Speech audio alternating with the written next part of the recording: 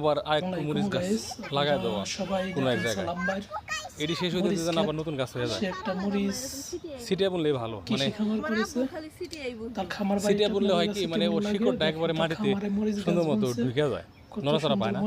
আর যখনই আপনি এক জায়গায় বেডে চারা বানাবেন এবার আবার এক জায়গায় রোপণ করবেন, কার মরিচ ভালো লাগে, ধকল করে যায় ভালো লাগে এবং সেক্ষেত্রে ফলনও ভালো হয়। সালাম ভাইয়ের এই মরিচ গাছগুলো দুর্বল হয়ে যায়। কেমন লাগে আপনাদের কাছে, আপনাদের পছন্দ হয়েছে কিনা ফালাই দেওয়া না কিন্তু মরিচ। আপনারা সবাই কমেন্টে জানাবেন। আর সালাম ভাইয়ের ভিডিও, দোয়েল এগ্রির ভিডিও কে কে দেখেন আপনারা সবাই কমেন্টে জানাবেন।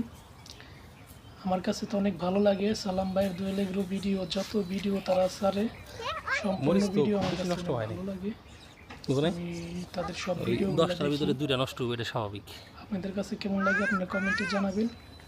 আর ভিডিওটা ভালো লাগলে সাবস্ক্রাইব করবেন, কমেন্টে জানাবেন, লাইক করবেন। সবাই ভালো থাকবেন।